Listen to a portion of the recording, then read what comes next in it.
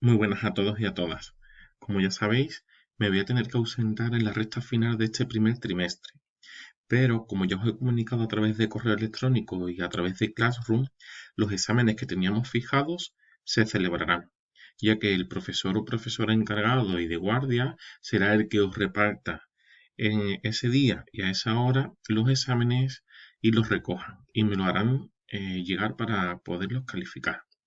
Muchos de vosotros me habéis comentado que, bueno, lo último que vimos en clase de forma detallada es el epígrafe 4 y los apartados 4.1 y 4.2.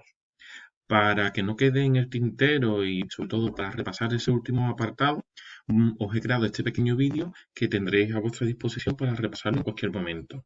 Recordad, en esta unidad 4 y 5 que estábamos viendo, abarcaba 7 epígrafes diferentes, pero bueno, hasta el pequeño accidente que tuve íbamos aproximadamente por el 4.2. Por eso he decidido que solo entrará en la prueba en el examen hasta el epígrafe 4.2 incluido.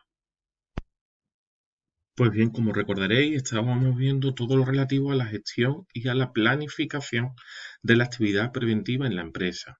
Y si nos vamos directamente al epígrafe 4, voy a irme directamente a dicho epígrafe, ¿de acuerdo? Recordad que aquí ya os dije al inicio de este apartado que podría ser una pregunta de examen, que sería la de defíneme con tus palabras en qué consiste la planificación de la actividad preventiva. Recordad, lo definíamos en clase de forma genérica. ¿Qué es la planificación de la actividad preventiva? Pues no es más que organizar. ¿Qué vamos a organizar? Las actividades en materia de prevención. ¿Dónde la vamos a organizar? En la empresa. ¿Y con qué objetivo? Pues con el objetivo de eliminar, reducir y controlar los riesgos laborales. Esa era una de las múltiples preguntas que os fui dando a lo largo de la explicación de la unidad. ¿De acuerdo? Pues bien, antes de pasar al 4.1 y 4.2, recordad, había 4 fases dentro de la planificación de la actividad preventiva, que son las que podéis comprobar y leer en esta diapositiva. Planificar y organizar las medidas preventivas, incluidas las de prevención y protección. Además, se formará e informará a todos los implicados, es decir, a todos los trabajadores con independencia del rango o del puesto que ostenten en la empresa. A continuación se llevarán a cabo esas medidas, se ejecutarán, se pondrán en práctica y por último, pero no menos importante, la fase de control y mejora para ver si esas medidas, esa formación, esas medidas de prevención y de protección son eficaces o hay que modificarlas en alguna medida. Si continuamos un poco más, recordad, dentro de la planificación de la actividad preventiva os dije, hay dos tipos de actividad preventiva. Medidas de prevención, que es lo que vamos a ver en el 4.1, y medidas de protección, que es lo que vamos a ver en el 4.2. Repasamos rápidamente las medidas de prevención. Recordad que aquí os dije otra pregunta o posible pregunta de examen. Enuméreme los principios básicos de las medidas preventivas. Evitar los riesgos, evaluar los riesgos que no se pueden evitar, combatir los riesgos, sustituir lo peligroso y por último adoptar medidas de protección. Recordad que os dije en clase y lo repito aquí y lo recalco. Aquellos riesgos laborales que no se pueden eliminar al 100%, usaremos medidas de prevención, pero la complementamos con medidas de protección. Es decir, en primer lugar, medidas de prevención, que es lo que estamos viendo en este 4.1, pero si no podemos eliminar al 100% el riesgo, vamos a complementar esas medidas de prevención con las medidas de protección que vamos a repasar a continuación. No sé si os acordaréis que también os dejé tiempo en clase para buscar una pequeña definición de estas 5 técnicas de prevención. Las 5 técnicas fundamentales de prevención son medicina del trabajo, ergonomía, psicosociología, seguridad en el trabajo e higiene industrial. Recordad, os dejé tiempo en clase y muchas de estas definiciones yo os las fui dando y las fuisteis copiando. También os comenté que, bueno, como hay diferentes modelos de examen, algún modelo le puede caer, defíneme con tus palabras en qué consiste la psicosociología o la ergonomía o la medicina del trabajo. ¿De acuerdo? Esto es todo lo relativo a las medidas de prevención. Pero ¿qué ocurre en aquellos supuestos, que es la gran mayoría, en los que el riesgo laboral no se puede eliminar al 100%? aplicaríamos en ese caso medidas de prevención, estas técnicas de prevención que se pueden solapar, ¿vale? No son excluyentes, se pueden usar a la vez, pero como no se puede eliminar el riesgo al 100%, lo complementamos con las medidas de protección. 4.2. Vamos a leer, ¿de acuerdo? Dice, el principio básico de la prevención es la eliminación total del riesgo. ¿Pero qué ocurre? Que no siempre es posible eliminar el riesgo. Ahí os pongo un ejemplo. Un obrero, un albañil de la construcción que está a 10 metros de altura porque la obra es de altura. El riesgo no se puede eliminar, pero sí le podemos dar mecanismos, medidas tanto de prevención como de protección para intentar combatir ese riesgo. ¿De acuerdo? Dentro de las medidas de protección, recordad, y si no, os lo repaso ahora. Veíamos medidas de protección colectiva cuando afectan al colectivo o al conjunto de trabajadores en sí, y las medidas de protección individual o denominadas también como EPIs. ¿De acuerdo? Como su propio nombre indica, ya individualmente para cada trabajador y trabajadora. ¿De acuerdo? Y lo último que vimos en clase, en la mayoría de grupos, y que sería lo último que entraba en esta prueba que tenemos y que tenéis a principios de diciembre, sería pues los ejemplos que aparecen en esta diapositiva y en esta otra. ¿Vale? Vamos para atrás un momento. Hemos dicho que dentro de las medidas de protección encontramos las colectivas y las individuales. ¿De acuerdo? Pues simplemente y llanamente tenéis que saber poner ejemplos de medidas de protección colectiva y ejemplos de EPIs, de medidas de protección individual. ¿Y dónde podéis encontrar los ejemplos de unas y otras? Pues en esta diapositiva, este cuadro, ¿vale? Lo tenéis en los apuntes. No lo tenéis que saber de memoria. No. Estos son diferentes ejemplos reales de medidas de protección colectiva. Por tanto, si en el examen entrase, que puede ser porque es muy fácil, enuméreme al menos 5 ejemplos de medidas de protección colectiva. ¿Qué podéis poner? Pues, por ejemplo, las barandillas.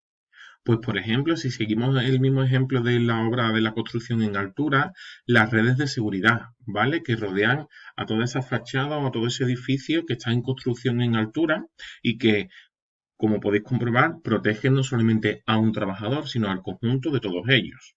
O algo que muchos de vosotros me recrimináis, cuando dejo todas las ventanas abiertas, esa ventilación cruzada, no deja de ser una medida de protección colectiva para virus y gérmenes. También os decía que en clase también podíamos encontrar medidas de protección colectivas. La señalización. En los cuadros eléctricos podemos encontrar la señalización, también en los extintores, o si os asomáis y os acercáis a las puertas de entrada de las aulas, podéis observar la señalización de los planes de evacuación ante posibles riesgos. ¿De acuerdo? Otro ejemplo, pues los interruptores diferenciales. En todos los domicilios y en todos los edificios, en los cuadros eléctricos existen los interruptores, los diferenciales. Han saltado los plomillos. Cuando se dice que han saltado los plomillos es porque ha habido una subida o una bajada de tensión y saltan esos interruptores diferenciales o comúnmente llamados los plomillos, con el objetivo de que si hay una subida de tensión, esa subida de tensión no derive en un cortocircuito y en un conato de incendio. ¿Vale? Pues bien, como os decía, todo este cuadro son ejemplos de medidas de protección colectiva. Y una pregunta de examen sería, pues enuméreme al menos 5 ejemplos de protección colectiva. Y aquí hemos dicho más de 5, ¿de acuerdo? Y si pasamos a la siguiente diapositiva, aquí tenéis muchísimos ejemplos, pero de EPIs, de equipos de protección individual, que sería otra posible pregunta de examen. Enuméreme al menos 5 ejemplos de EPIs, de equipos de protección individual. Y esto es mucho más sencillo, ¿vale? Lo que pasa es que aquí están clasificados en función a la parte del cuerpo que protege, pero un EPIs es los cascos de seguridad, por ejemplo, los guantes protectores, las mascarillas, ¿vale? O si trabajamos con mucho ruido, los tapones, las orejeras. Si seguimos el mismo ejemplo del obrero que trabaja en una construcción en altura, veíamos como medida de protección colectiva la red de seguridad que rodee todo el edificio o la fachada donde trabaja, pero un ejemplo de medida de protección individual sería una red de seguridad individual, ¿vale? O en los pies, el calzado de seguridad, las gafas, ¿vale? De seguridad, chalecos, chaquetas, las mascarillas, como decía, ¿de acuerdo? Todos estos son ejemplos reales, ¿de acuerdo? De equipos de protección individual. Pues bien, hasta aquí es lo que entraría en el examen. Aquí os recuerdo la secuencia lógica en esta flecha, ¿vale? En primer lugar, aplicaríamos las medidas de prevención, lo que hemos visto en el 4.1. Si no se puede eliminar al 100% el riesgo, recordad, aplicaremos las medidas de protección, que encontramos de dos tipos, medidas de protección colectivas y además medidas de protección individual. ¿De acuerdo? Con este repaso también os quiero trasladar, en primer lugar, el repaso de cómo será la prueba. La prueba constará de dos partes. Un tipo test, que valdrá un 20%, las respuestas incorrectas o en blanco no restan, ¿de acuerdo? Y la parte B, preguntas cortas, de las que yo he ido lanzando a lo largo de las explicaciones, ¿de acuerdo? Y tendrá un peso del 80%. Como os digo, ánimo y tranquilidad, porque la prueba va a ser muy fácil. El temario es muy fácil, os lo he explicado con ejemplos para que lo entendáis. Y de todas formas, aunque yo no esté estos días previos a la prueba en clase, porque como ya os comenté, voy a estar de baja una temporada hasta que el médico estime oportuno que ya no deba guardar reposo, me podéis escribir por Classroom, me podéis escribir por correo electrónico, que yo en la medida de lo posible lo explico de otra manera o grabo otro vídeo para que os quede más claro, ¿de acuerdo? Y ya por último, gracias por la comprensión y sobre todo por los mensajes de ánimo que muchos de vosotros me habéis hecho llegar a través de Classroom. ¿De acuerdo? Ha sido un accidente in itinere, ya repasamos lo que veíamos en la unidad 1, ¿de acuerdo? Estoy todavía un poco dolorido, pero bueno, hasta que el médico no me vuelva a valorar la escayola, vivirá conmigo. Repito, tranquilidad, porque la prueba va a ser muy fácil, ¿de acuerdo? Y si tenéis alguna duda, recordad, podéis escribirme en cualquier momento.